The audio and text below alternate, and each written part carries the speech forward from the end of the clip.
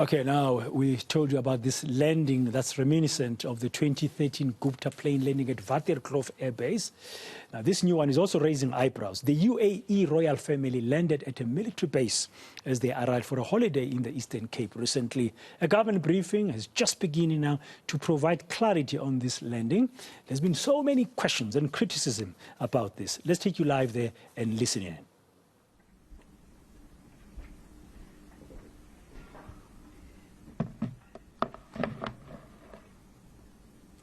Thank you and good afternoon.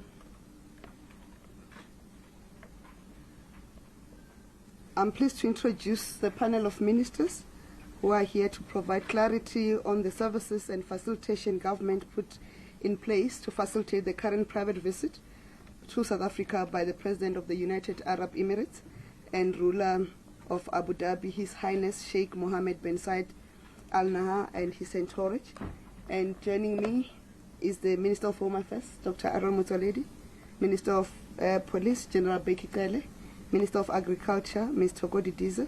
We are also going to be joined by the Minister of Transport, Ms. Sindisiwe Chikunga. She just had other commitments, but she will join us shortly. We are supported by the Directors General of the relevant departments, including the South African Revenue Services, as part of the parties that were that played a role in the facilitation of services. We have convened this media briefing to provide context to the private visit by the President of the United Arab Emirates, to whom government extended a number of courtesies that form part of our diplomatic engagement with all countries and our hosting of eminent persons. The public discussion on the visit by His Highness Sheikh Mohammed bin Zayed Al Nahyan and his entourage has generated a range of insinuation that suggested that something improper unfolded in the Eastern Cape's preparation for this visit by a prestigious guest to our country. We are here today to share with the nation that this visit has been possible with the diligence and integrity required of government as we interact with people from all walks of life, including people of the standing of the President of the UAE. South Africans are right to be vigilant about such matters, but our vigilance should not make us jump to worst assumptions and conclusions about our country or this administration. In terms of formal advance notification of the visit by the President of the United Arab Emirates was preceded by formal diplomatic correspondence from the UAE government to the Department of International Relations and Cooperation. This formal correspondence sets out the intention of the President of the UAE to visit South Africa in his private capacity and indicated that he will be accompanied by a large entourage and that the President will be domiciled at a game reserve the President owns in the Eastern Cape. This correspondence reflects the respect shown and care taken by the President of the UAE in informing South Africa of the planned visit and allowing us to make the necessary arrangements in good time. The formal correspondence on the visit set in motion South Africa's preparation to extend to the President and his entourage courtesies and services in line with the internationally practiced hosting provisions of that countries offer heads of state or government and other dignitaries on a mutual basis. Part of the preparation for the President's visit to the Eastern Cape was the issuing by the Department of Home Affairs of visas to members of the entourage who needed visas to enter South Africa. Other members of the entourage carried passports from countries with whom South Africa has visa-free travel agreements. This means that the department can account for every one of the visitors accompanying the President. It is common for heads of state and government to visit South Africa privately, including for purposes of obtaining medical treatment. With such visits, the governments concerned will formally draw the attention of the Department of International Relations and Cooperation to the planned visits. This advance notice allows departments and agencies of government to prepare for the delivery of their obligations. These obligations include a range of services and responsibilities, including the security of the head of state.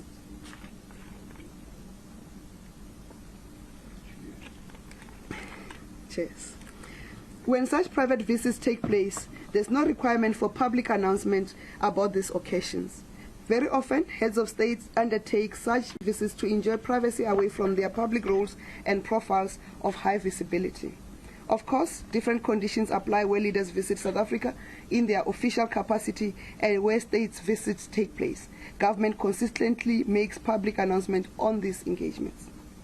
In terms of services and courtesies provided, upon the landing of the UAE flight, the Department of Transport processed the application for landing request through the normal channels for such requests. In considering the request, the department took note that the Chicago Convention exempts state aircraft from international standards under this convention. However, despite the exemption, such aircraft remain subject to domestic regulations when operating at any civilian airport. Such compliance with aviation safety prescription was another key consideration the Department of Transport took into account, which required the necessary exemptions and approvals from the South African Civil Aviation Authority, which is the regulator of civil aviation. The Department of Transport also granted landing permits based on the fact that air transport was compliant for that operation, having considered requisite approval by the Department of Home Affairs. The Department of Transport is therefore satisfied that our laws have been followed to the letter in granting the necessary exemptions and approvals. And based on the formal correspondence directed to South Africa by the United Arab Emirates, a range of government departments and agencies that are normally part of such undertakings implemented a range of support services. The Minister of Home Affairs received an application to consider designation of Bulembu Airport in Bisho as a place of entry by His Highness and His Entourage. Upon receipt of the request from the Eastern Cape, the Minister of Home Affairs considered all documents and granted the request and declared the airport as a temporary port of entry. Bisho Airport is wholly owned and operated by the Eastern Cape Provincial Government through their Department of Transport. In terms of arrivals, upon the arrival of the Entourage, immigration services were rendered and all visitors, including His Highness, were in possession of the requisite visas. Some of the visitors only produced valid passports as they came from countries which visas are not required. As the visit involved international protocols and security, members of the South African Police Service, South African Revenue Service, customs officials, and officials of other relevant departments performed their respective statutory duties upon the arrival of the Entourage. As the Entourage departs, immigration services and all other relevant officials will be expected to provide similar services. SARS has been present on site at Bulembu Airport near Bisho since the commencement of the visit. SARS dispatched customs officers, including members of its dog detector unit and senior customs managers, to ensure compliance with customs formalities.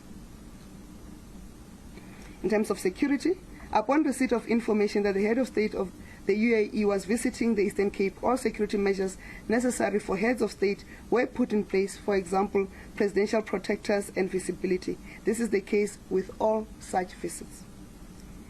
As we conclude, even though this visit is private, we have taken the step of sharing details with the nation because of the unfortunate and uninformed speculation we've seen around this visit, and which sought to foment suspicion about the visiting president and his entourage and about South Africa's management of this occasion.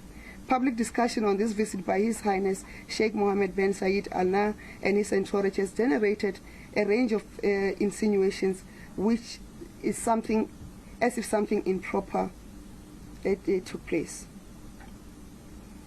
South Africa welcomes the personal visit to the Eastern Cape by the President of the United Arab Emirates, whose interest in and enjoyment of our country is an important endorsement of our country's attractiveness as a destination and partner for investment, trade, and tourism.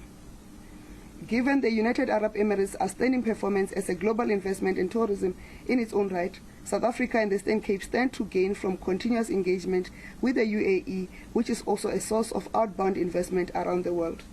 The hosting of the UAE President has conformed to international diplomatic standards and is fully compliant with South African laws. Thank you. We'll take the questions.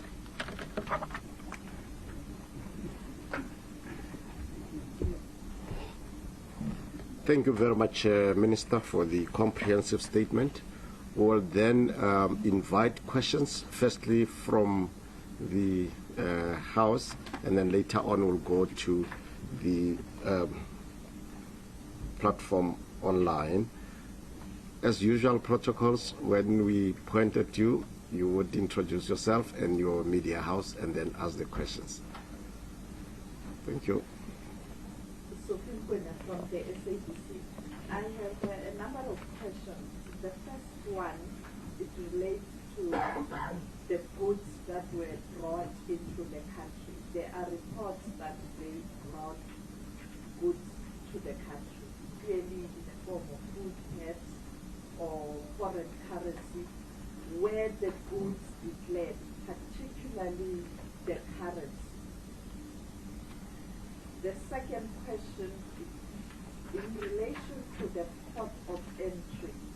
Was it a direct flight from Dubai to Eastern Cape, or there was a landing in one of the major international airports then to Eastern Cape? And the people with passports who don't have to present visas or to have visas, can you kindly share those countries? And finally, based on the past experience of the Gupta landing and water flows, the government accept that perhaps it was justified for the nation to panic because we've been here before. And finally, this is a country that is not willing to cooperate with South Africa in relation of extradition of the Guptas, which could also contribute towards South Africans being worried about this, because we were still dealing with the issue of the Guptas after it was announced that the court has declined to give permission to extradite the Guptas. They are in the United Arab Emirates the last time we checked. So those issues, didn't government think that they may also contribute to people panicking or asking questions? Thank you very much, Sophie, for the questions. May I check if we have any questions online? Tagalani? Thank you. So far we don't have questions online. Thank you very much, Minister. The statement was clear. Those are the questions from Sophie from the SABC.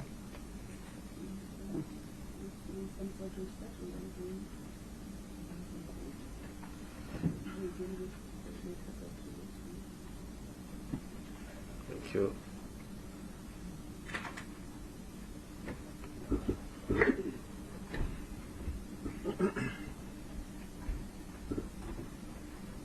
The question is the people who accompanied the president of UAE who were having passports but don't need visas. Am I correct? Yes, you might remember, Sophie, that in my maiden budget speech in 2019, I announced 6 countries that are now allowed to come visa-free into the Republic of South Africa. It was Qatar, UAE, Saudi Arabia, Ghana, Cuba, Sao Tome and Principe. So people, ordinary visitors from Saudi Arabia, whether they accompany the president or not, do not need visas. But the president was also accompanied by people from other countries which need visas. These were people from 32 different countries around the world, those who need visas to enter South Africa, and we give them. Furthermore, he was accompanied by some people from US, Europe, and Canada. And as you know, people from US, Europe, and Canada do not need visas to enter South Africa.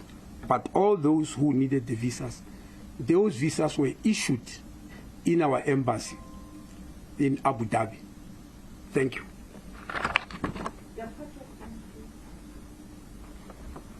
No, you asked if this was a direct flight. I'm sure Department of Transport can answer that question, but to my knowledge, yes, it was a direct flight. I don't know of any other country or any other place where they landed. In fact, part of the reason why a request was made to declare that place a port of entry is because the flight could land at OR Tambo, it could land in Cape Town International Airport, it could land in Kinshasa, but they wanted to land directly in the Eastern Cape because of the amount of cargo and the issues on logistics that they were carrying. So that's why they wanted to land in the Eastern Cape. But otherwise, we don't know of them landing in any other country before landing here. But in South Africa, yes, they landed only in the Eastern Cape. Thank you.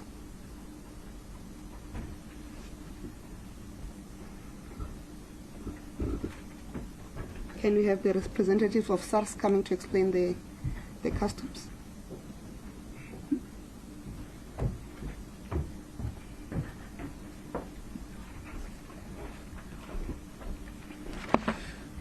Good afternoon, ladies and gentlemen. With regards to the issue of whether the goods were declared, yes, the goods were declared. Just for noting, this is actually a continuous process because similar goods will then have to be declared both in terms of import and also export process. And there was no currency that was actually found because we actually conducted all full inspection as per the media brief that the minister has actually provided. Thank you.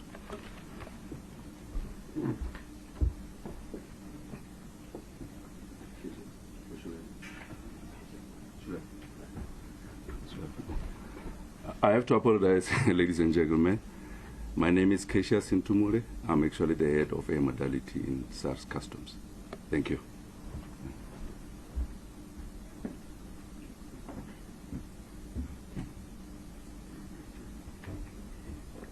There are issues that were raised to say the basis of concern is experience. That's why we took this time to come and explain the matters. But secondly, you raised a genuine issue to say the worry was exacerbated by the lack of cooperation. We must assure you that the Minister of Justice and Correctional Services is due to engage with the ambassador of the UAE on the issues that they did not do, why South Africa was not kept abreast with the developments in the UAE, because unlike us, their courts are not open, so nobody would have known that the matter is sitting, but also to say, how do we take the process forward? So they, after our expression of our disquiet, they reached out to say, let's engage and let's salvage the matter. That's why in the previous briefing, I've indicated that we continue on with confidence that the Guptas will be brought back to this country, and they are engaging with us, we are engaging with them on how we remedy the situation. Thank you.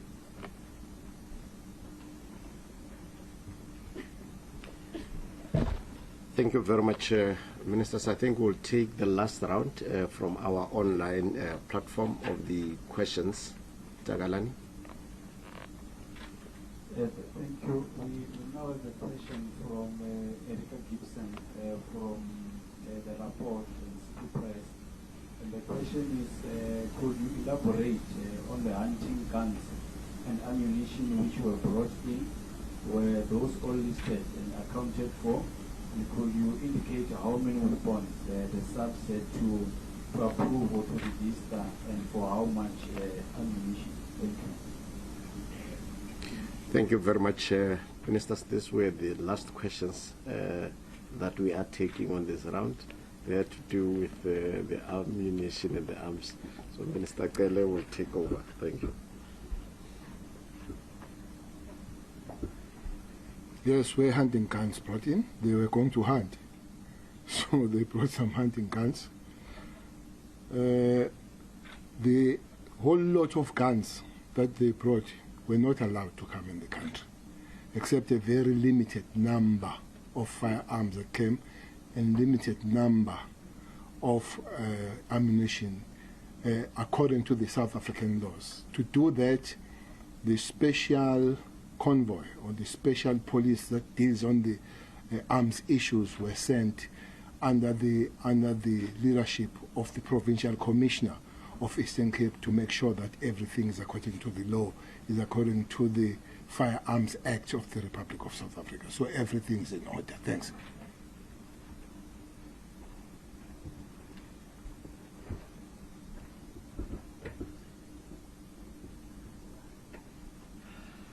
Ministers, thank you very much for the time that you took from your busy schedule to clarify this matter to South Africans. Colleagues, thank you very much for coming to this briefing. This brings us to the end of this briefing. And those who might prefer a one-on-one, I think the MLOs of the ministers are inside. You can interact with them and they will facilitate that. Thank you very much and have a nice long weekend. There we go. It's now over. That is the press briefing there by a group of ministers. Very short and sharp. Statement read by Khumbuzo Ntshavheni first from the presidency, outlining the fact that the landing of this private landing at a base at the airport in the Eastern Cape by the president of the UAE and an entourage of family and friends was all legally handled and followed all kinds of protocol. And that even the goods that were supposed to be declared according to SARS were declared. And the Minister of Police also responding to a question about if the weapons that were being brought in for hunting purposes, for example, were checked and they were aligned with the South Africa's Firearms Act, and he said everything was in order. So that was the government's attempt there to clear the air and clarify all the suspicions and the concerns and the criticism of the landing of the UAE Royal Family passenger plane at that base in the Eastern Cape. Khumbuzo Ntshavheni started by saying that it is good that South Africans are vigilant, but that vigilance cannot be stretched too far. We need to understand there's always a context to things. But you make up your mind about this event that has happened.